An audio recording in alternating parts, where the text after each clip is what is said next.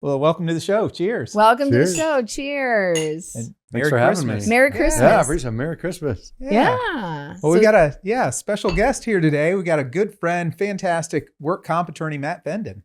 Welcome, Thanks for having me. I've always wanted to be on the show. I love watching it every week it comes out, so it's definitely a highlight to be here for sure. Aw. So. You're great. I remember years ago, Ken's like, yeah, we're referring cases to this guy, Matt Fendon.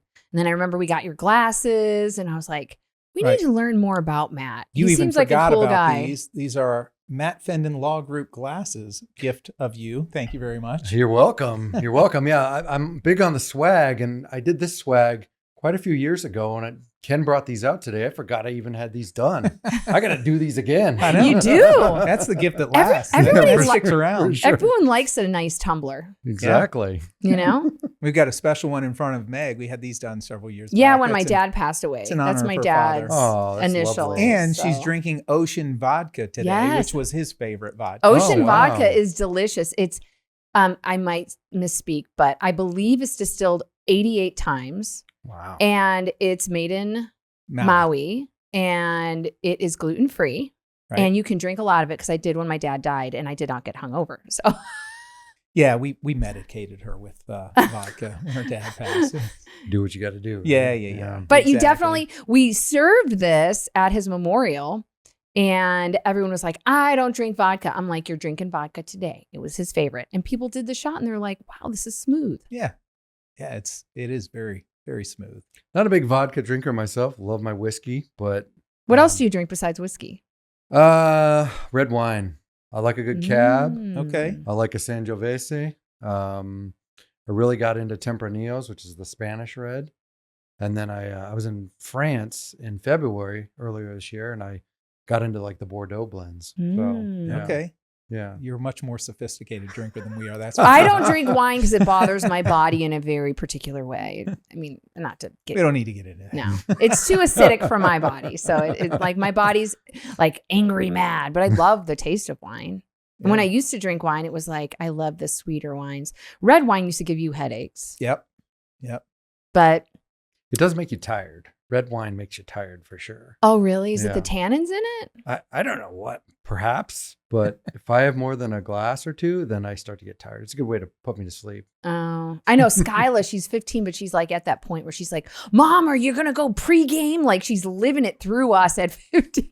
I'm like, girl, I am not pregaming because that's pre-sleeping. Yeah. Yeah. She's a pusher and she's got a whole different idea of what She doesn't people realize. do when they drink. Yeah. Day drinking for us means we're going to bed at 7 o'clock Yeah. that night. Yeah. We were just Exactly. talking about that. My nephew's 30. You know Liam because if you call the office, Mhm. Liam works. But he's 30, and we were talking about his 21st birthday in Vegas. And he, was obviously 21st birthday in Vegas. But we were talking about nothing is worse than being in Vegas, drinking from like 10 a.m. to 3, and everyone's like, let's go take a nap and then go to dinner. You're like, I'm going to be Yeah, dead. I won't be back. Exactly. That's it. Don't call. Don't knock on the door. Good night. So, Matt, do you want to tell everybody what kind of law you do and how it works with injury attorneys and stuff like that? Yeah, I would love to. So I'm a board certified workers' compensation specialist. It's a very, very specialized field. There's not a lot of people that do it. I think there's probably like 50 attorneys in our whole section of the bar, both defense and applicant. It's definitely shrunk over the years too. My dad, we call him the godfather of work comp. He was one of the founding fathers, if you will. Here. Wow. Yeah. So, but when back in the heyday, I mean, the bar was probably twice the size of what it is now. Seems like I'm the only one that hires younger attorneys nobody's really hiring anybody. Why is that?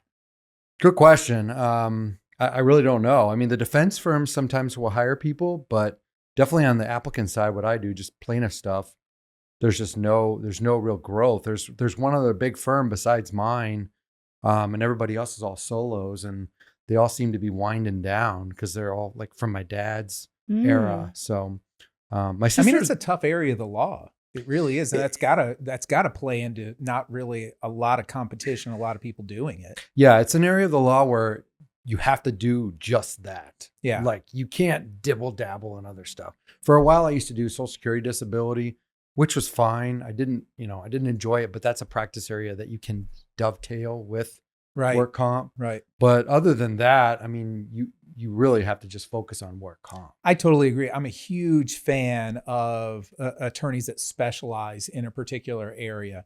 Whether they are allowed to call it specializing or not is another issue altogether. But that's the sole area that they practice in. I think it's not wise for somebody to go to just a general practitioner for somebody who does very specific type of law. There's a reason we get into what we get into. I agree. Like you want to be a one-trick pony, as I always say. Like, Yeah. I'm really good at one thing. Yeah. Yeah. Don't ask me to handle a personal injury case. Don't ask me to handle a contracts case. I'm really good at work comp, but I'm not going in any other areas. Yeah, it's funny. I'm sure it happens to you too. We get questions all throughout, the day and our walk in life. Right. Hey, you're an attorney. Let me ask you this. And I'm like, okay, that didn't have anything to do with an injury case. So I don't know. I can find out. I'll get some answers for you. That's about the best I can do. Yeah, or I'll get you to somebody that can answer you. Yeah, exactly. But it's interesting for me, just a person that doesn't know, like when I was first learning about the difference between workers' comp and regular personal injury, it's like, oh, wait a minute. And then one goes to Matt and then Ken's doing that, but you can actually have a case where you both are handling it, which is confusing for the average person. How does that work? So someone gets injured at work. Where's the part that you'd handle it and Matt would handle it? Can you explain the that? easiest example is somebody who's driving a work vehicle and they get into a car accident. So they're on the job. That's work comp. But the accident was caused by somebody. That's a personal injury case, car accident case that I handle. So Matt and I work in conjunction on those. Yeah. Basically, if somebody else caused the accident, that doesn't work for the employer. Oh, like that makes sense. I get calls every day. Oh, I want to sue my employer. I want to sue my employer. You cannot sue your employer if they have work comp. Oh, really? Nope. They think that Every day. What? Yeah. Yeah. You can. Right. So like you can sue for discrimination, but that's not workers' comp. That's right? employment law. Yeah. Yeah, that's another whole area. There's, other guys that we'd have to get in on those things. Yeah. But if your employer or a co-employee is negligent, then it's all work comp. Except if they don't have work comp insurance. And I don't know if you've run into any of those, but Rarely it'll come up. yeah, one of the exceptions to the exclusive remedy for work comp is if they don't have work comp insurance, then Ken could sue the employer in tort and potentially try to go after the liability policy. I don't know how that would work because that's outside my area of expertise, but legally he could sue them if they didn't have work comp insurance and they were negligent. Oh, how does that work, Ken?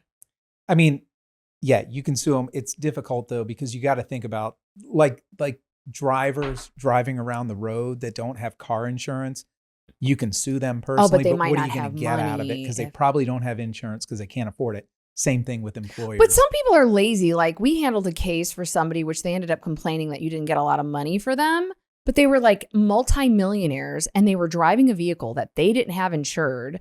And then this person didn't get any medical care. And that person was wealthy. They were just lazy about that car. Yeah. That was a some people are peculiar just situation. lazy. You know what I mean? Most often, though, I mean, if you just talk about the probabilities, most often the people who don't have insurance, it's because they can't afford it. Got it. Right. And the same would go for employers. If they don't have insurance, probably. So do we not. have insurance, Ken? Fully I know we got covered. lots of insurance. 10 layers. That's how we kidding. lawyers do No it. kidding. You guys are like the best for the most insurance possible. Yeah. Umbrella policies galore. So most recently we found out, and we didn't know how much you and Ken have in common with your divorces. And Well, before we get into that, though, that's Oh, not, gosh, you're not that's looking forward to fun. that. I'm trying to avoid that conversation at all oh costs. my But anyway, before we get into that, okay. Matt is very much a Christian. Recently, Well, we were going to go Or into not. the divorce thing and then the Christian thing because we can ask him how he handles all of the all right. things. I spoiled that. Yes. I'd much No. rather talk about that, though. Oh, I'd much I rather know. talk about our faith. Okay, and our so we're God. all Christians. Yes. Yes. And so, fortunately, we have a Lord and Savior to go to for these crazy things with divorce and kids. Yeah. Okay. Yeah. So, both of you experienced, from what I'm hearing, parental alienation. I know for a fact you can because I've lived it with you. Matt, do you want a little touch on your experience being a dad, divorced, and parental alienation? Because it's really, I was looking it up today, and yes, it happens to both men and women, but it particularly happens more to men because a lot of times the courts see the woman as the caretaker, or the woman gets mad and then they want to be like, you left me, or whatever it is. And they want to spoil the kids because it's like, if you can't be with me and you can't make me happy, then forget it. I'm going to ruin the relationship with the kids. And so that's typically more men than women. So yeah, in my circumstance, I have a 26-year-old and a 22-year-old son, both sons. And so I've been going through my divorce off and on now for 4 or 5 years. We got back together, tried to reconcile, and then it got refiled finally in October of 23. And that's where we're at right now. We're hopefully going to conclude it this spring, but we all know how that goes. Yeah. So as part of the process, my sons basically have decided that they're not going to talk to me until the case is settled. Until the case is settled, they don't really want to have anything to do with me because, their mother, I mean, obviously I don't have direct evidence of this, sure, but your feelings are valid. Yeah. So, basically, I haven't really talked to either of my sons for, a couple years. The oldest one, definitely for a couple years. The youngest one, we were texting back and forth recently, and then I was actually going to go up to Portland. That's where they live, in Portland, Oregon. They moved up there. Their mom's up there too. And I was supposed to go up there in early November, and my youngest and I had even planned it out. Like, hey, I'm going to stay at the hotel you're working at, we'll hang out.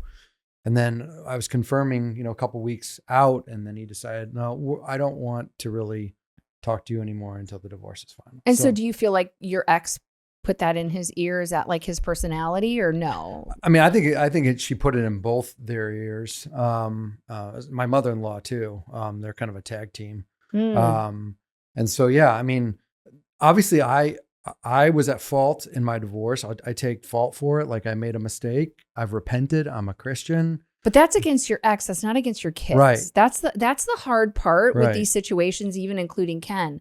Ken left his ex. Yeah. And then all of a sudden your kids were little. Right. And then all of a sudden it was like something popped up on Facebook from 2011 that you were questioned in court by her attorney, which she used to be a divorce attorney. So it was all written by her. And it was basically, why didn't you send me a birthday card from the boys? And you're like, wait, or Mother's Day card, something like that. And you're like, but I live in Arizona. Why would I be writing a Mother's Day card to you from my kids that you live with? Right. It was like very, very convoluted things. And as a woman, I went through a divorce, and Jack is not your son. Right. And my biggest deal was focusing on my child being whole and healthy. And that mattered more than my feelings about my divorce. And so that's where I feel like it's unfortunate that these women, they don't care if they're hurting their kids' lives to hurt you. No. And one of the things that I've always respected about Megan is Jack's dad got remarried to another woman, and she made sure Jack always knew that it's okay if she loves him and he loves him, because you can't have too much love. Right. So rather than try and isolate him and keep him separate and feel guilty if he's feeling some kind of love or some kind of feelings towards them, she allowed it. She encouraged it. And it's just, that had to have been like a kick in the gut for you, honestly. Absolutely. And I mean, and it just, now it feels like it's just a negotiation tool, right? Because it's just like, my kids aren't talking to me right now because this is continuing. And then even when it settles, who knows when they're going to talk to me? Because if she goes to him and says, well, I didn't get enough out of this, like, when's it going to end? So yeah, I mean, it's a definite kick in the gut because I miss my sons and I would love to have a relationship with them. And I mean, I don't know what to say. I've turned to Christ, and that's been the biggest savior here, basically. Yeah, honestly, that's one of the things that brought me to Christ as well. And so, I guess you see the silver lining in that. But we've read studies, we've looked into it, we've done so much studying on the subject because of what we went through. And I say we because it's not just my kids. Megan has not had a relationship with my sons. Skyla's brothers. Skyla's brothers. Skyla has not had a relationship with her and brothers. She's tried to friend them on social media and they've denied it. And it's just unfortunate because women's vengeance, especially women, they want to hurt you by hurting you with the kids when the kids in the end, it's not like Jack didn't come home and say, Mom, Dad told me that he hates cats and he hates you more than cats. I'm like, okay. I didn't say anything bad about him. Right. Because guess what? In the end, your kids will make up the decision. So in the end, as much as, I read, as much as you're upset, you should literally be thinking about your kids. Your divorce has nothing to do with your kids. Well, and that's what I was going to say. We've heard the studies that say that unless there is parental alienation, this separation from the kids doesn't happen. Right. I mean, it just doesn't happen unless it's caused by one of the parents, one or more of the parents. Exactly. And I mean, I'm living it right now. Yeah. And so, I mean, it's shameful. It's sad. I miss my sons. It gets really bad. I mean, we're 2 days from Christmas right now when I'm filming this, and it gets really bad around the holidays. So if they were watching this, Matt, what would you like to say to them right now? I mean, what I would say to them is like, I love you. I'm your dad. Like, I want to be in your life. I want to do father-son stuff. Like, I'll fly wherever you guys are. I'll fly you to wherever I am. Like, whatever. Like, just let's be together. You go to the ends of the earth for them. I go to the ends of the earth for them. For a period of time, I was writing them handwritten notes because they weren't even responding by text or anything for a long time. And I was doing handwritten notes that I would write, almost like a journal, right? So you like journal and then you send it to them. Yeah. But I mean, I'm just at the point where I want my sons back in my life. And then I look at the other, the carryover effects to it. Like my parents are in their mid 80s. My kids never really knew my parents because my ex kept them away from them. Like it was always her family, her family. We always have to go to her family's events. And so my parents don't know my kids. And so, and they're in their mid 80s. They're not going to be around much longer. So my kids may never, ever know my parents. And that just makes me want to just break down too. Yeah. No, right there with you. Same exact situation. The ripple for effect. Us as well. Yeah. The ripple effect. Megan, I want to ask you as a woman, and we've already established this is not you. Do I need a drink before you? Yeah, take another drink. You were nowhere near this. You never have been and never will be. But as a woman, can you give some understanding of what's going through the minds of those women when they're doing it? If you cheated on them, if you left them, you hurt me. I gave you these kids. I produced these kids. And on the same token, I don't want them seeing some other woman that's going to. Women are very particular about, especially if they're younger, what they're eating, what their bed. Like for me, I was concerned because Jack was severely autistic. And at court, they lied and they said he wasn't. And he actually won a 5225 schedule, which is insane for a highly severely autistic child. That was the visitation schedule. That was 5 days with one parent, 2 days with another parent, 2 days back with the other parent, and then 5 days. Try that with an autistic kid. Mm-hmm. It's just, we had to go and have another mediation or something like that. And this psychologist met Jack and was like, there's no way. But yes, you can be pissed. You can be in love with your husband, and if he cheats on you, or if he, and I don't know your situation, whatever it is, if you hurt that woman, she is going to come back hard. But I have to tell you, you have to love your kids more than your pain. You have to love your kids more. You don't think it pissed me off when I'd hear, Jack would go over there and they'd say, you're not buying him this, that he wasn't able to bring toys over to their house because they had other kids at the house. And he'd say, Mom, he's autistic. I really want to bring this toy to the house. And they said, no. It was like, I so badly, in my mind, wanted to hurt him for doing that to Jack. Or hurt him for not being there. But in the end, you can't do that. It is your child's life, and God gave them 2 parents. You couldn't get pregnant by yourself. Your wife couldn't have gotten, your ex couldn't have got pregnant. Your ex couldn't have got pregnant. I couldn't get pregnant by myself. I mean, unless it's artificial insemination or I'm Mother Mary. And it takes 2 to get pregnant. God gave these children to both of you. Get over yourself, ladies. I'm sorry. Yeah. I mean, get over yourself. You're not that important when it comes to you being better than, yes, there's situations where maybe your husband's an alcoholic and you're afraid to get them in the car and they're going to drive with them. And you want to make sure that they're safe, or they're a drug addict. And, there's safety issues. That's a completely different story. We're not talking about safety issues.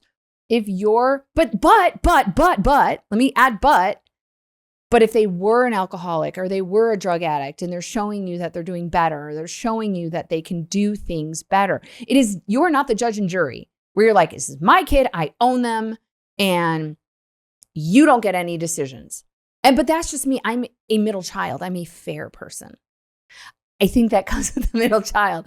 I am a fair individual where I'm like, let's make everything fair. But then again, I have more guy friends than girlfriends. I get along with men better than I get along with women. Women's emotions drive me nuts. Where I'm like, of course this, of course that. But I don't know, Matt. I don't know if I don't know the specifics of your situation, but when I hear Megan talking about, well, if it's safety is an issue, that's something else. My experience was always spinning that from anything. It was like, oh, wait a minute. You don't put, covers on the electrical outlets. That's a safety issue. The kids can't come over to your place. Something that minuscule to spin it into a huge ordeal and make it, well, it's a safety thing. Your ex wouldn't let them come over if they're going to eat cake that someone else blew the candles on. I know. Right. Well, and my situation is entirely different because they're adults. Yeah, no, yes, exactly. So it's like, I didn't have that situation that you had, Ken. They're adults and they're still being manipulated to the point where they've shut me out and they're basically tools in this whole thing, right? And so, yeah, I mean, that's the most frustrating thing about it is, and the reason why we got divorced is because I, committed adultery. Yeah. And it happens. And I repented, and it was one of the worst things I ever did. That's not against the kids. Yeah. That's against her.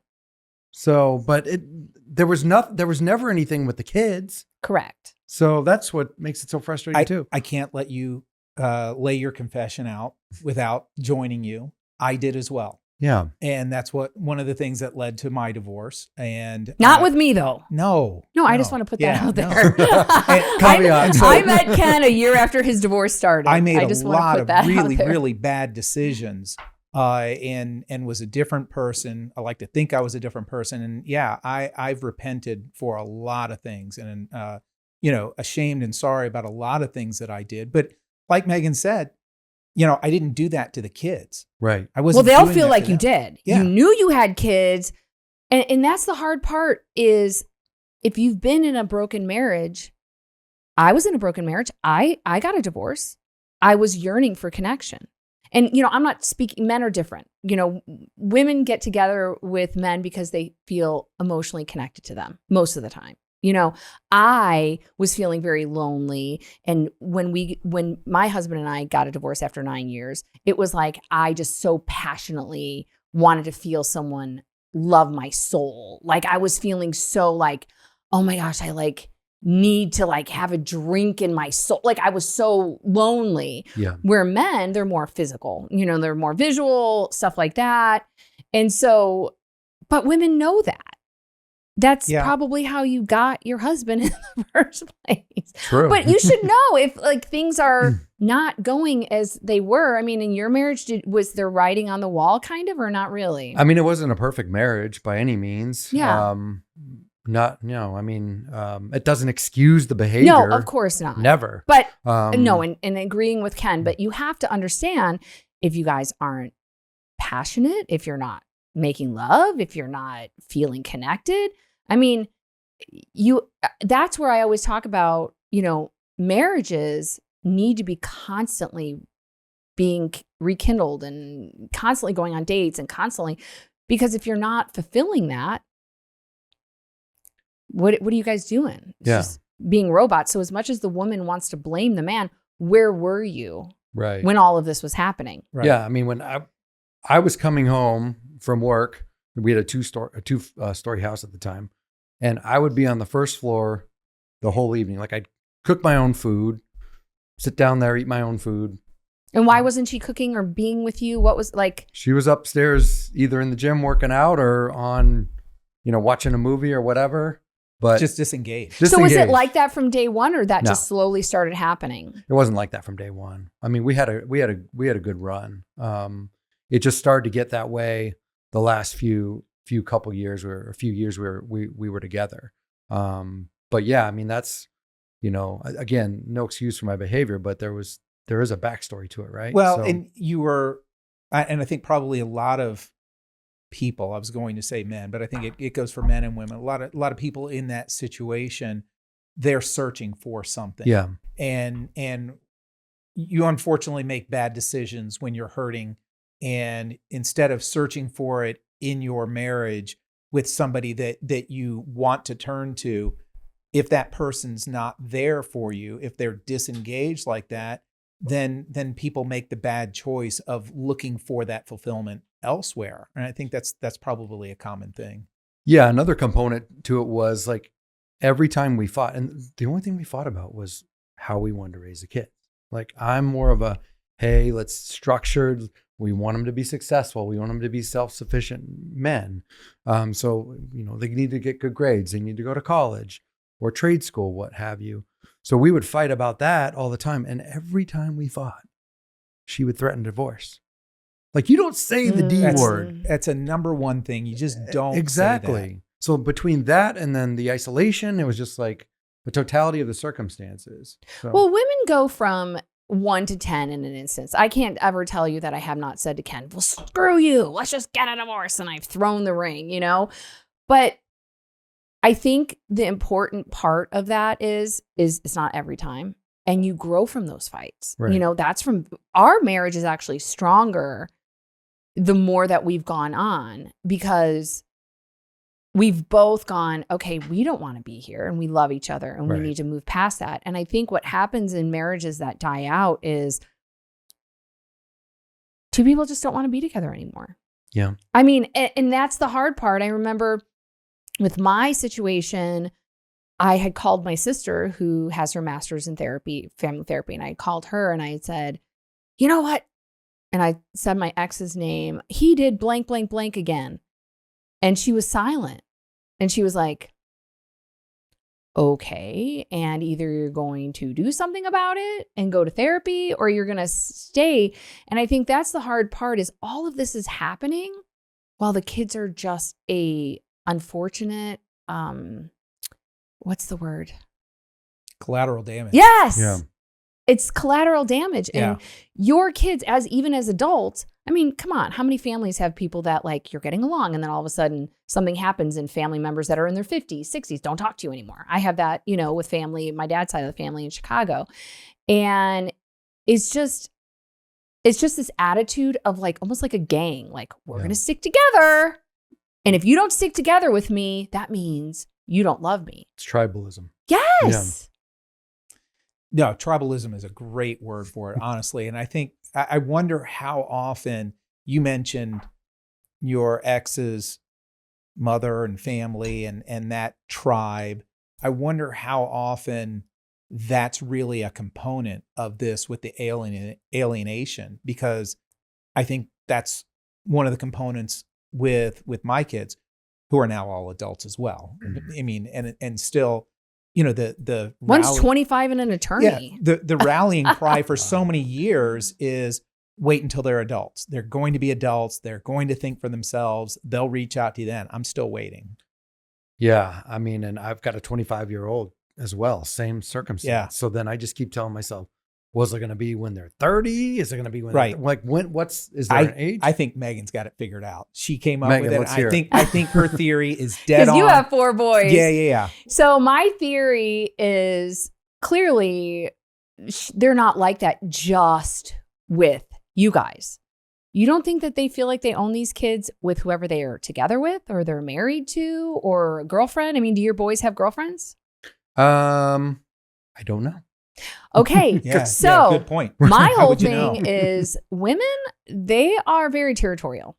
I mean, like that, say it simply, we are territorial. I mean, even in the animal kingdom, you have 2 girl dogs and they're like, screw you. And you have boy dogs and they're like, let's go, let's get along, And so what's going to happen, and this is my premonition, is your kids are going to get with a woman that doesn't get along with mom.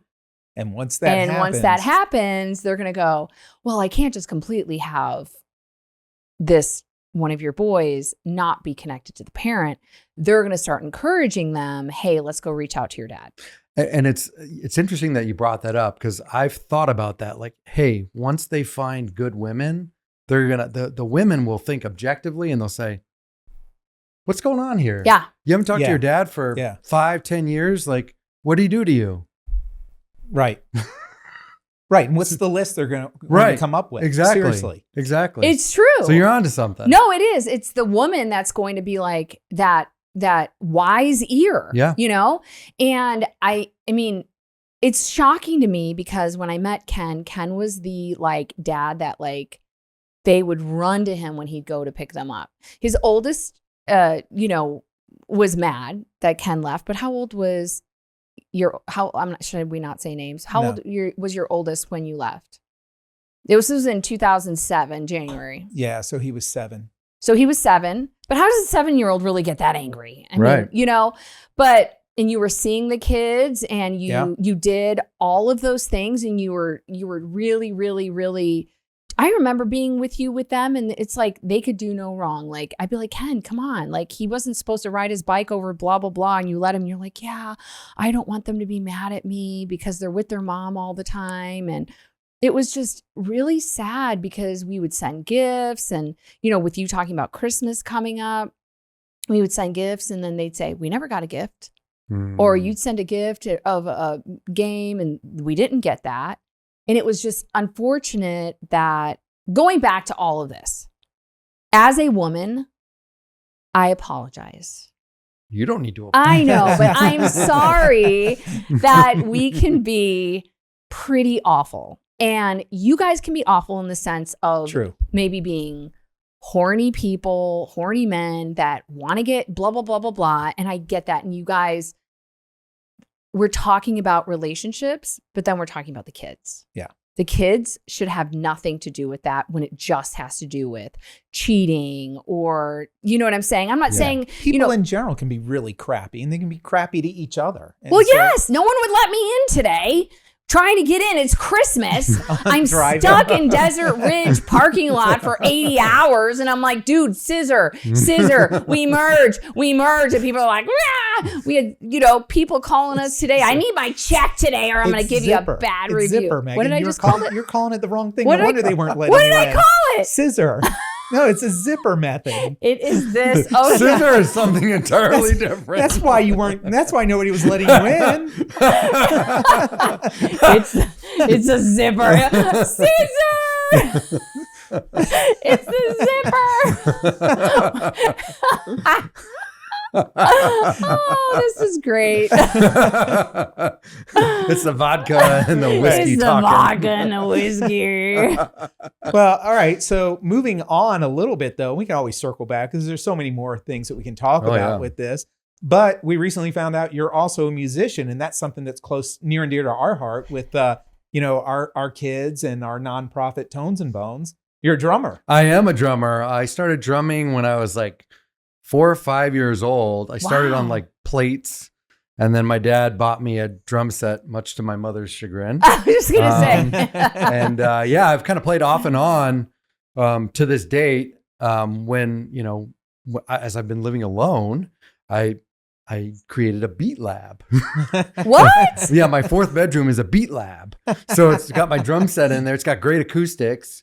So I'll go in there probably tonight. At some point, I'll go in there, play a couple songs, throw the headphones on, and go. I never really took any lessons. I can listen to a beat and pick it up pretty quickly. That's awesome. So I think it's just something I was born with. And my oldest son actually is a great drummer too. He's better than I am. And he's an amazing musician as well. My youngest is a great guitarist. So it's something in the family gene that the musicians, but I love drumming. It's a great stress reliever. You burn like 400 calories playing. Really? And I have to songs. tell everyone you're a complete sweetheart because you did donate your last drum set to our nonprofit, which was very, very kind of you. Yeah, my pleasure. My pleasure. Yeah, I upgraded my drums, and then I said, "Hey, I'm going to give this set to Tones and Bones." It was an awesome thing. Yeah. And they even came and picked it up. What a service! Yeah, right.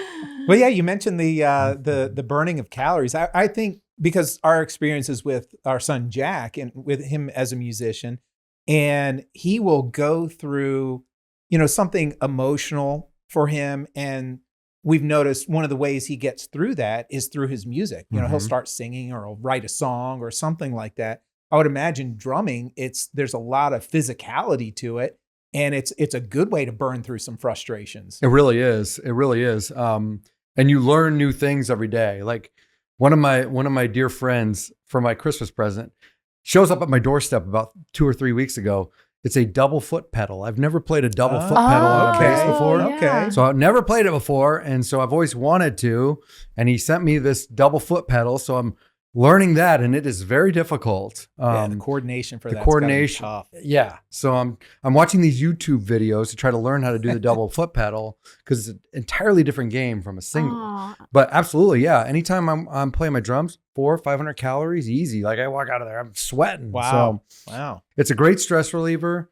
My perfect night during the week. So usually a few nights a week I'm with my girlfriend, but other than that, my perfect night during the week is to come home, I have my dinner, I play my drums for a little bit, and then I crack open the Bible and start reading. Aww. And Beautiful. Yeah. So are you a good cook, Matt? I'm a good cook on the barbecue. I love it. What do you like to make? So I am like a robot. I eat the same thing almost every day. I have usually chicken breast for lunch, and then I have like bison for dinner.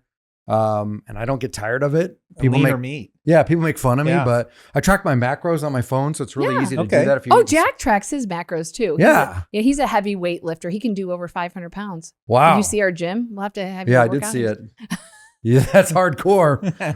But I get what you're saying though. But yeah, so like I'm really good on the barbecue. Other than that, I don't really cook a lot. Do you do bison steaks, or do you do like ground for burgers? I get the ground bison burgers from Costco. Yeah, you can get like those 2 packs for $20. I didn't know they had Smoke that. a deal. That sounds good. And then I just basically meal prep for the week.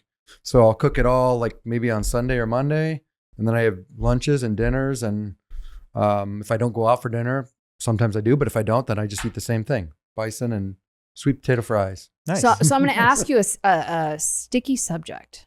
Okay. So you knew Charlie Kirk. I did. So I knew of him. I didn't know him personally. You went to the same church he did. Yes. So did he go to Trinity? Yes. Okay. Give us some insight on your opinion on the whole Charlie thing. We had Jeff on here who actually got Erica her CCW. He was friends with Dan and all that. And we've been talking, that's a subject lately about what's going on in Candace and that whole thing at TPUSA. I mean, I know you probably have to be careful about what you say and different things. But just give me your overall what is going on with the craziness with all of it. And if you're aware of guns, what your opinion is on how that all worked out. I mean, I don't believe the craziness. I mean, clearly there was alleged shooter on the roof. I mean, they got video of him. It was his gun from what I've heard. But what about them saying that it was a 3-06, that there's no way it would have blown his neck off? I don't know enough about guns to comment on that. I mean, I carry, but I don't know enough about guns to comment on that. I know a 30-06 is a very powerful bullet, but I don't own one myself. So yeah. So it's a sticky situation that you're kind of like, Yeah, it's like, I don't want to get involved in that kind of stuff because I just don't know enough. Sure, that makes sense. Yeah, that's fair. Yeah. Well, it's interesting because look at him double fisted everybody. Celsius energy drink and whiskey. We feed our guests really well. I mean, drink our guests. We are talking about parental alienation. We had to numb the guy a little. Yeah, exactly. Well, what I was going to say is, we were talking about the Charlie Kirk thing, and with you being a Christian, and you have more conservative leanings, as do we, obviously. And I don't know what your experience is with the plaintiff's bar in general. So other attorneys that do what we do, at least on the personal injury side, and I don't know with the work comp side, a lot of them are more left leaning. And so it's almost an oddity for somebody to be like us and be more conservative doing what we do. Yeah, it is for sure. But I always go back to the fact that I'm doing this for the client, right? Yeah. So like, I don't care what your political view is. I don't care where you come from. I'm representing my client. I love it. Yeah. To the utmost ability. Like, I don't ever half-ass anything. Like It's always full speed ahead. So yeah, I mean, I kind of stay above that fray. I mean, you're right. There's a lot of people that are more left leaning in our area. And I got lots of friends that are. Yeah. Yeah. So, and very good attorneys out there too. Yeah. So, but when it comes down to it, it's like, what are we doing for the client? Like that's what I care about. I love that. Yeah. So, that's why you guys work great together. Yeah. Yeah. Exactly. So what are you doing for the holidays, Matt? I'm actually hosting Christmas at my house. I have 20 people coming over. What? What's crazy is literally like 3 days ago. Bison burgers for everybody? No. Got a turkey that I'm thawing out right now. But 3 days ago, literally, I'm texting with my family because here's another good thing that's come from this divorce is I've really reunited with my father, my sister and I. My sister's a work comp lawyer as well, and we were all partners. My dad, my sister, and I, and we had a really bad partnership breakup in 2017. I started Matt Fendon Law Group in 2018, and Donna's my youngest sister. We didn't talk for like 5 or 6 years. Wow. And my ex did not like Donna. My ex doesn't know how to forgive. So she's just like, hey, that's sad. You don't need to have a relationship with Donna, whatever. One of the bright spots from all this is Donna and I are close again. I got to meet my nieces. It was last Thanksgiving. I got to meet my two nieces. 4 and 2, somewhere such around. a cute age. Yeah. So I got to meet them for the first time last year, which was awesome. That's great. So yeah, that is a plus that's come out of all this besides finding Jesus is my family and I are super close, the closest we've ever been. Aww. So yeah, they're all coming, my dad, my mom, my brother, and my sisters and their families. But where I was going with this is a couple days ago, I'm texting on the family on the chain and said, hey, like, who's coming? And my dad's the only one that's saying, I'll be there, Matt, as always. And I was about to say, let's just go out for dinner or something. Because it's just going to be me and my dad and my stepmom. Because no one's responding. Yeah, and my girlfriend. Yeah, that's how they are. These group texts make me mad. I'd be like, hello. Yeah. And then they're eventually like, okay, we're coming. But then everybody, like the last couple of days, we're all in. Yeah. So we can't wait. So they just get busy and don't respond. That should be a great time. So what's your menu? I want to hear it. So it's a smoked turkey that I got from like Whole Foods, like Yeah. They already cooked it. Yeah, I'm just thawing it. Yes. Actually, I ordered 2 turkeys for Thanksgiving. This was the one we didn't eat. So thawed out. And then my girlfriend's a really amazing cook. So she's going to put together some like baked macaroni and cheese, some specialized potatoes, vegetables.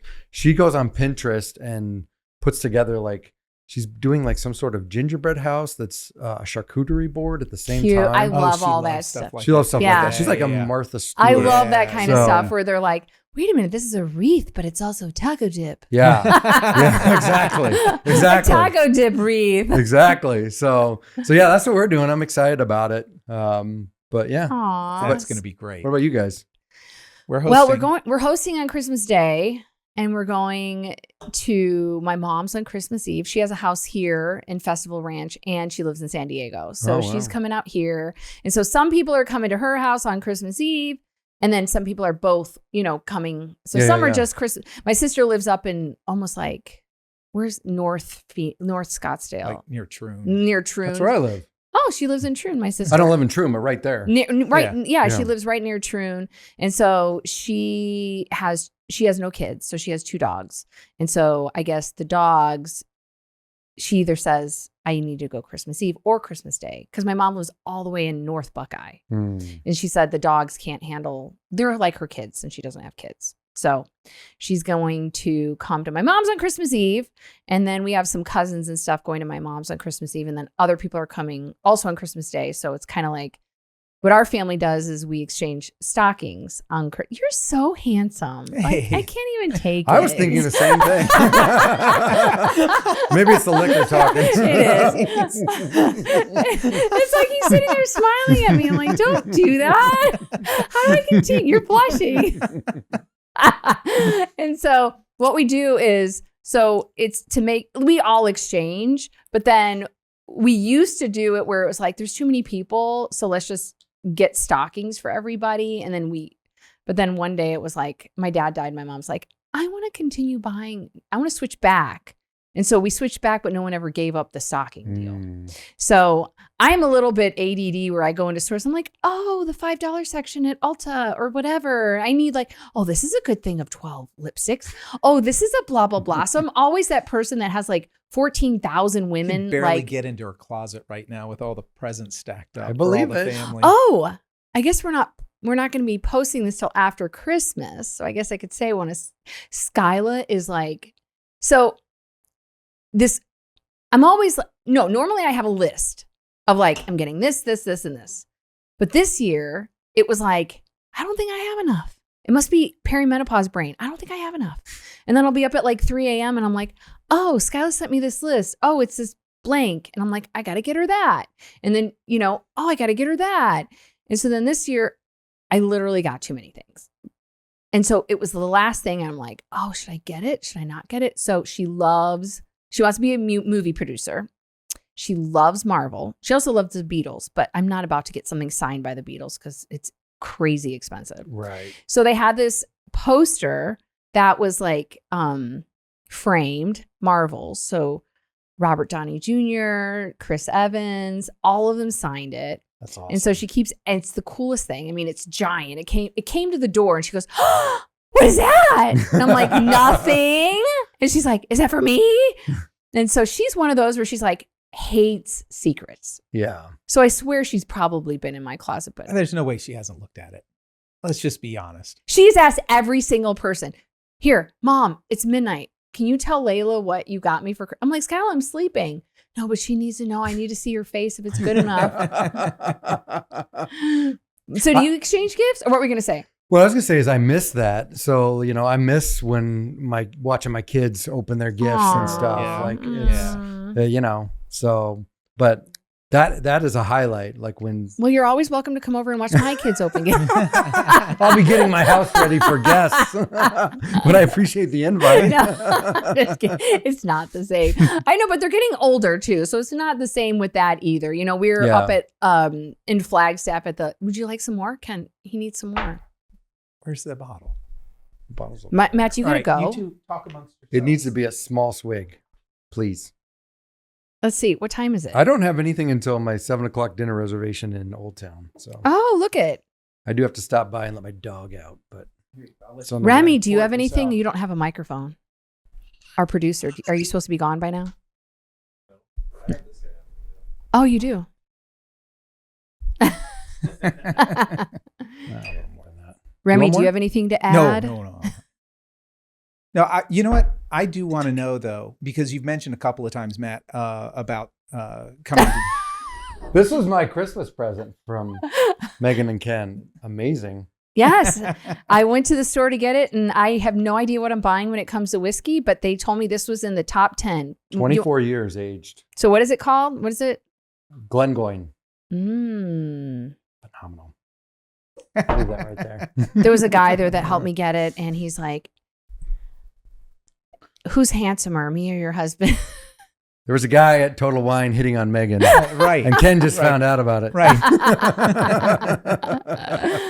So wait, what were you going to say? What were you saying? I was wanting to know if the really the deep down part of the story of you coming to faith. Yeah. Okay. So after my ex and I split in October of 23, first of all, I got married when I was 21. I was just going to say, how long were you married? Happily married 22, 23 years. Wow. Okay. And so I got married super young. We had our firstborn when I was 21. So 21, 22. And so I never had that party phase, if you will. So when my ex and I split in October of 23, Mr. Big Shot Lawyer went on a party spree. A little bit of a binge. Yeah, which is not good. Don't do it. I'm not recommending it. But I did that for, 6 to 8 months. And it was really empty. And I was drinking way too much. And I was still super focused on my job, but. Well, you can do that. You can compartmentalize. But you said that too. You said you were a cocky prosecutor, and you said you felt like nobody could stop you. Yeah. So you both were in that same, like, I'm a lawyer, I can be a cock. The practice of law, partier. Going to law school and the practice of law kind of breeds that a little bit of that cockiness. You have to be the best one in the room. Right. But you guys are so sweet. I can't. We've hired lawyers where I'm like sitting there interviewing them, and they're jerks to me. Well, I've gotten a lot more humble. I was just going to say. Especially since I found Jesus. Oh. So yeah, so I did that party phase. And then in May of 24, my brother, he was going to Trinity, and he invited me. He's like, hey, do you want to come check this out? And so I went in there, I went to a service, and just like during the worship, the music, first of all, the music there's unbelievable. It's like we've been there. It's like a rock concert. Yeah. And so just during the worship, like I started breaking down, like crying right there. And so I'm like, I've never had that happen before. I did 12 years of Catholic school and was never really interested in studying the Bible or anything like that. I was raised Catholic. It's not the same. Yeah, it's not the same.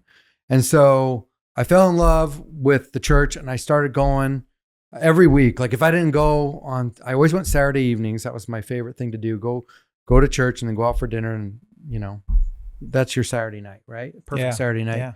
And so about a month or two after I started going to Trinity, I met my girlfriend, who I've been with we're going on 2 years now. Oh, wow. And she said, I want to go with you. So she goes to church with me every Saturday. She loves it. We both got baptized in September. Oh, I love that. Yeah. Fantastic. And so now like I can't open or close the day without Jesus. So like I every morning after I work out, I read my devotionals. Yes. I always take the devotional and reference the actual scripture. So I think there's some people that just read the devotional and then close it. I take whatever verses are cited in the devotional, go back and read the actual scripture. Mm-hmm. I feel that's more powerful. Without a doubt. Yeah. Because the devotional is supplemental to the scripture itself, not vice versa. Right. So then that's my life now. It's like, I love it. Like I'm the happiest, other than what's going on with my sons. Yeah. I'm the happiest I've ever been. Yeah. I feel like I don't need for anything, because whenever I'm having a bad day, I don't go see a therapist or anything. I just open the Bible. Yes. Like the Bible's my therapist. Yeah. I love that. And it's okay to drink being Christian, because God made water into wine. Absolutely. As long as you're not gluttonous and you're getting drunk all the time. Right. There's nothing in the Bible that says you can't drink. Exactly. Right. I love that story. Because it happened to me as well, going to church, how Jesus reaches into your heart at that moment and you can't stop the tears. Yeah. And that happened to me as well. Oh yeah. One day he literally buried himself in my shoulder. I could and I'm not like, what's stop going on? sobbing in the middle of the service.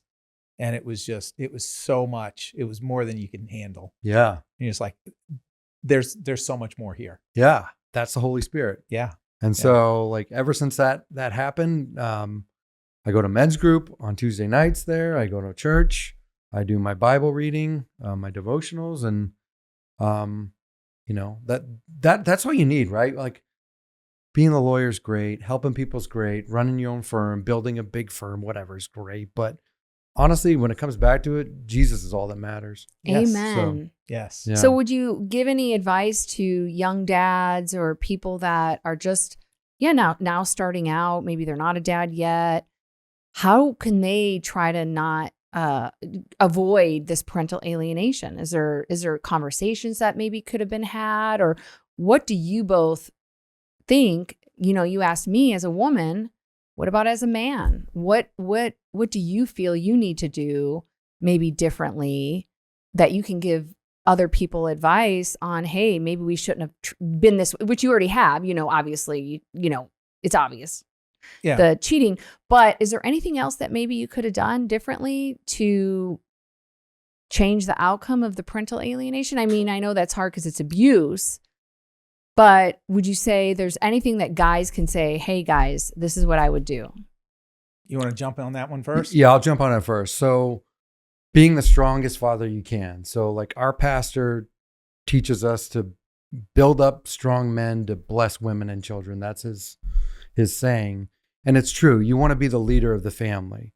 So you want to make sure everybody's going to church. Like you got to lead them to church. Like my ex never wanted to go to church. And so if you're early on in marriage or you're thinking about getting married, you want to make sure that you're on the same page with your spouse or soon to be spouse, that, hey, they want to be involved in the church and they want to raise their family in the church. I think that's a big thing for sure. Also, don't lose sight of your family. Like I did not spend enough time with my sons while I was building my business. I was consumed with, I got to be the biggest. I got to be the best.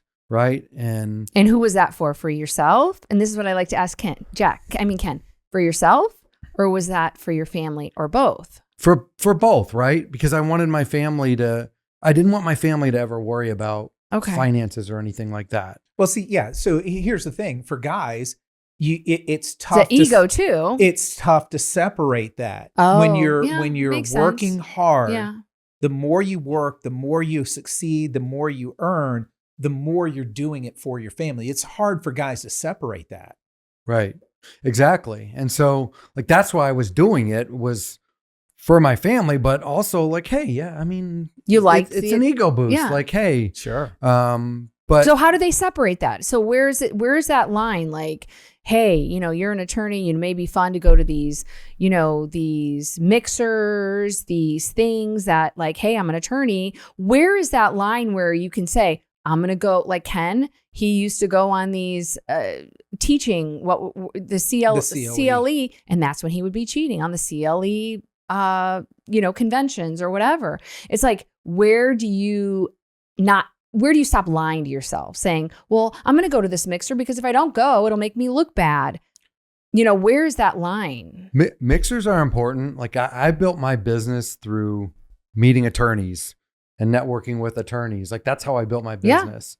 Yeah. A lot of the personal injury lawyers in the state send to me because I built the relationships. Sure. So that's important to do that. But at the same time, you got to keep it minimized. If I could go back and do it a lot differently, I wouldn't go to every event, and I would focus more. And when I got home, I wouldn't just log onto my computer and start working. Mm-hmm. I would spend time with my kids, maybe until they went to bed. And who cares if the work, carries over to the next day? I was just because it's always there. It's always there. It doesn't go away.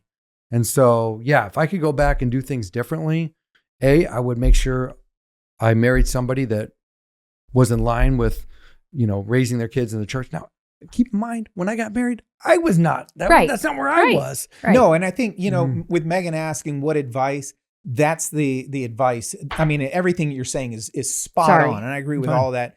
And the advice would be, don't underestimate yourself. Get to church. You need it. It's not for other people. It's for you. Right. And if your spouse won't go anyway, and they will follow by example. But do you think that there should be a limit on how much you work? Because I know with attorneys, they're like 60 hours, 70 hours a week. And when we got together, I said, we're not doing a 24-hour hotline or whatever. They can email us. And if we're up at 3 a.m., we can look at that. But that's that pie we were talking about. And we were talking about Dan Bongino coming off the FBI, out of the, he's leaving the FBI because his wife is lonely and they feel, or maybe he's lonely too. They just feel like they're divorced. And you had said a guy's identity is very much his job. And I said a woman's identity is very much being a mother. So Isn't that interesting? You have mothers being super uber protective of their kids, parental alienations, and guys diving into their work. So when you look at that, maybe telling young guys, hey, look at the pie. If your life is 90% your job, something's wrong. Yeah. Yeah. It's easy to recommend that. It's a lot more difficult to execute, right? Yeah. Especially, Ken and I, we own our own firms. So we're like, these are our babies. Mm-hmm. So like, it's hard to take the foot off the gas. Right. And so, when you're doing well, you want to do better. Right. When you're not doing well, you want to do better. But that's also, it could be a dopamine high, an addiction. Totally. Right. I want to do better. But if you're not doing better in the places that actually have eternal meaning. Well, it's just like tithing to your kids. It's what they say about tithing. Your heart will follow where you put your money. Your heart will follow where you put your time and energy. And if you're putting your time and energy at work, then the family's going to suffer. But there could be a balance. Yeah. That's what I would like to hear. Sure. You guys telling these young guys maybe getting into what you're doing. Put your heart and time in your family. Can they say, hey, you know what? At 6 o'clock or whatever, my emails are done until the morning. And unless there's an emergency, I'm going to spend my time with my family. Absolutely. Yeah, you can. And like we were both saying, the work's going to carry over to the next day. And so it's more important to put your time into your family. You got to build your firm, grow or die. I'm all about grow or die, but family first, right? And there's instances where you have to make yourself available. If there's a prior commitment, whatever, you have to be available. But in the overall picture, and nothing ever looks perfect. You're going to have these rocky points where you're like, this time I have to go and whatever. But overall, you have to, as a guy, be humbled and say, I need to be there for my family. You have to trust that God has the plan for you. So if you miss out on a client, if you miss out on a business opportunity because you're spending time with your family, you have to trust that that's what God wanted you to do. You have to trust that in the end, you will come out better on the other side. I love it. Exactly. You put everything in God's hands. I love that. So is there any good books or good movies that you'd like to recommend, Matt, that you think it's either whatever? Well, I just finished Killing Jesus by Bill O'Reilly. I don't know if you've read it. Oh, no, I read Killing Patton. Yeah. I want to read this one. Read it. I just finished. I should have brought it. I got to get it. I get it. I had read it before because I read all that whole series, but I had read it before I found Jesus. And then after you find Jesus and read it. I bet it was completely different. Completely different. And it's called Killing Jesus? Yeah, by Bill O'Reilly. So, they're really good books. I just read the one. It was really written well. I got to get that. So can you give a summary of it, would you say? Yeah, basically, so the way the books are written, and Ken will attest to that, you feel like you're there in the event. They're historical books. They're nonfiction books, but you feel like you're there. So you feel like you're there when, he's carrying the cross up to the hill. You feel like you're there when they're torturing him in the palace of Pontius Pilate. You feel like you're there. It's it is a great summary of Jesus's life, in detail, and he's citing back to the scriptures and historical data. But it's not like a history book. You feel like you're actually there at that time. Yeah, they're really, really, they grab your attention. Yeah. They're very engaging. At least the one I gotta, assume that they're all the same with what you're saying, but they grab your attention and keep it. So to two successful men who have made millions of dollars, why do you need Jesus? I mean, isn't that enough? Just making money for those guys that are like, hey, I'm young, I'm making money already. I already made 200 grand this year, 300 grand. I'm driving a whatever kind of car. Why would I need Jesus? I'm already filled up. What would you guys say to them? Go ahead, Matt. Money doesn't solve your problems. Money doesn't fill up your heart. Money, I mean, you can make all the money you want in the world and still be an empty person. So you've got to have that higher power to turn to. I mean, I lived it myself. Like I've made a great living, and like I said, we were talking about, I was doing the party lifestyle for a while. Jesus was not in my life. I was lonely. I was depressed. I was sad.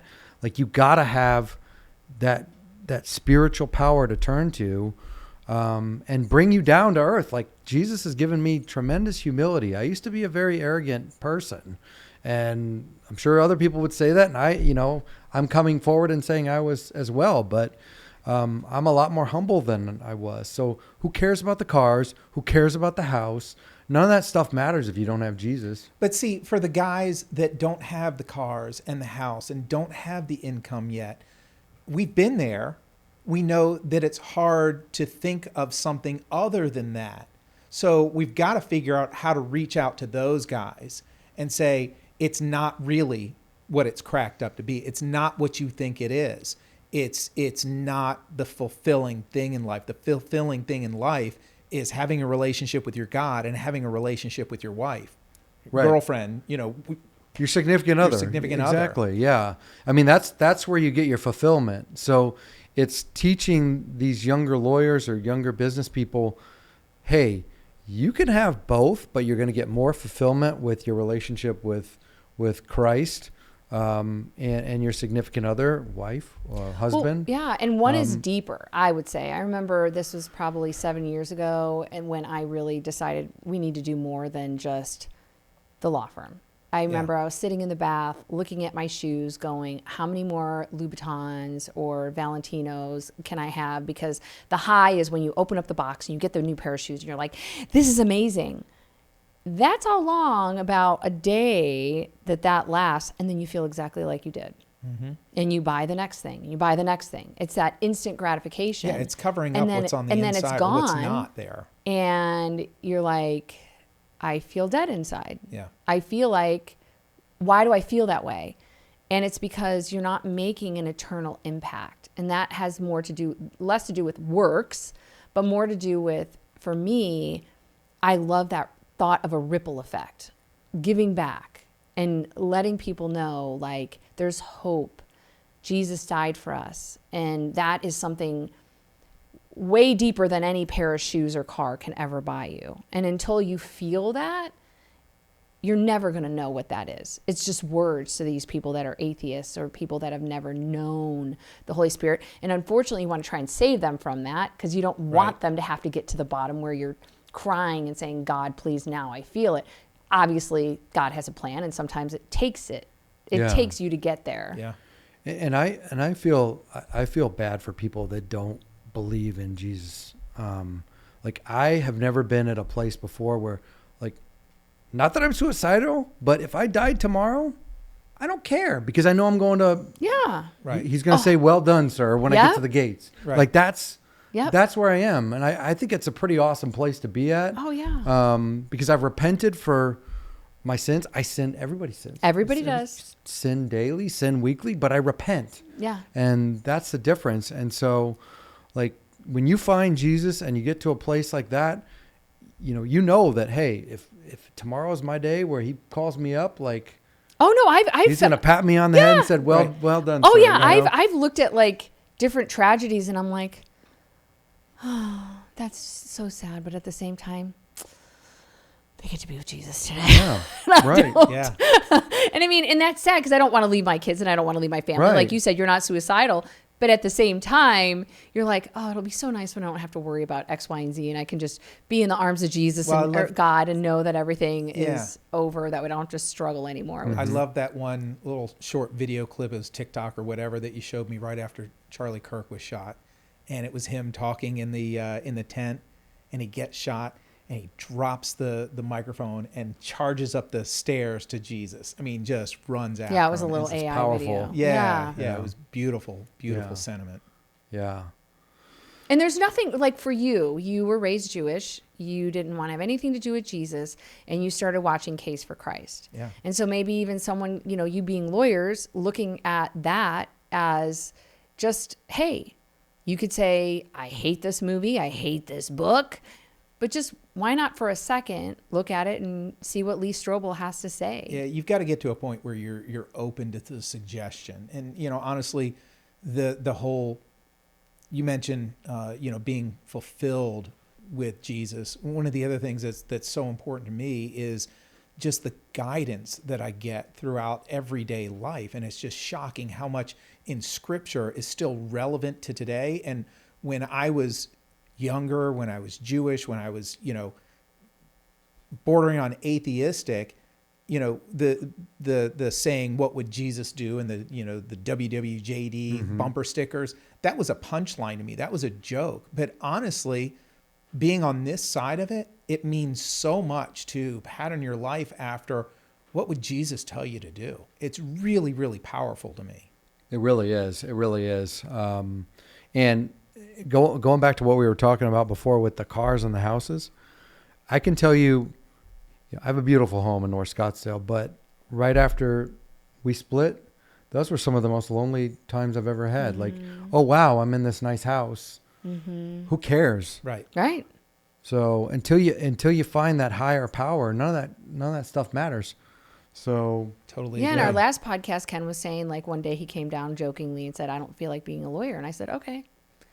And it's because I own my stuff. My stuff doesn't own me. I can be in an apartment or a condo and I could make it just as fulfilling as our giant home. Yeah. You just know that nothing would be emptier if you lived in a 10,000 square foot home all by yourself. Crickets, no family. How lonely is that? depressing. How lonely is that? And your house is beautiful. We've seen your house when we came to pick up the drum drums. set. Your house is beautiful. It's in a beautiful area. But I can agree with you that family is what makes a house a home. And if you're putting all your energy into just your work, you eventually could be there where all you have is you. Yeah. If that's all you're filling up is you. Yeah. It's not a good place to be. I lived it. And see, you guys may not have boys that you're talking to right now, but you could be talking to the men out there right now and counseling them, these young men that are your son's ages, Right. that maybe don't have a father figure in their life right now. Well, I hope that has some impact on somebody. I really do. We talk about the impact. We don't know what we leave behind us in this life, but if it reaches one person, then that's enough. Yeah, I So agree. hopefully it does. I agree. That's why I never hesitate to share my story with. And yeah, I'm sure there's some people who would be like, I don't want to talk about that. I want to talk about that. No, but you're looking to the ones that need to hear this. Yeah. And God is going to open their ears to what you guys are saying right now. Right. I've always been like, here it is. It's on the table and I do that because I want to help somebody. Like I want somebody that's going through what I went through or may go through what I went through. Maybe they change their course based on what they hear from me. I love that because that's the ripple effect. Yeah. You guys are not just making a difference here today. It will ripple when they watch that. And they might go, hey, you know what? I'm not going to go to the next mixer. I think I've been to the last 5. And you know what? Cindy or whoever, you know what I mean? I don't know what to name. Shout out to Cindy Mendoza. Somebody may be at the mixer and, we've tend to flirted. We started flirting because I'm not feeling it at home. Well, guess what? Why don't you just stop? Whatever you think it is, it's not worth it. Well, you've said to me before, if I could go back and leave my marriage before I cheated, I should have done that. I should have done that, without a doubt. I did it the wrong way. I absolutely did it the wrong way. There's a right way to do it if you're doing it. Obviously we're at the point on the side of things where we are more interested in the commitment to marriage and trying to figure out how to make things work. But we know from personal experience, there are times where it just can't. And so there's a right way to do it and a wrong way to do it, and do it the right way before it gets, and that's could have saved a lot of heartache, a lot of money, a lot of time, potentially could have saved the parental alienation. You just never No, know. I doubt it with your, oh, sorry. She would have been vicious anyways. No, but Ken's right. Like, No, right. But I wish I could have gone back and done things differently. But here's the other thing. Like, Satan's going to pull you back to look at, Yeah. hey, look what you did wrong. True. This is what you did wrong. Right. Jesus wants us to look forward. But for the guys currently in that position was what I'm Totally. saying. You guys have repent. Oh my gosh, I'm so sorry. I'm just wanted. What can I say? It's probably the guy from Total Total Wine and Wine. More. Ken's like, I I'm have to glad. repent for some of these thoughts I'm having right now. Well, Matt, it's been such a great honor having you here. You're a great guy, a great friend, a phenomenal attorney. Thank you so much. Really appreciate you sharing the heartache, the stories, the repentance, the victory with us. Why don't you make sure you look into the camera up there, tell people how they can reach you if they need help with a work comp injury. Yeah, absolutely. Thank you. I appreciate being here. You guys have been awesome. So if you have any issues with being hurt on the job, you can reach out to us on the web at fendonlaw.net or fendonlaw.com, fendonlaw.net.com. You can contact the office, 602-562-9111. We have offices in Phoenix, Scottsdale, Prescott, Flag, and Tucson. So we're all over the state. We do free consultations for any work comp matter. So we're here for you. You can always give us a call, and if it's something you need Matt for, we'll get you over to him for sure. Appreciate it. Yay. Thank you, Matt. All right, thanks, man. Merry Christmas. Merry Christmas.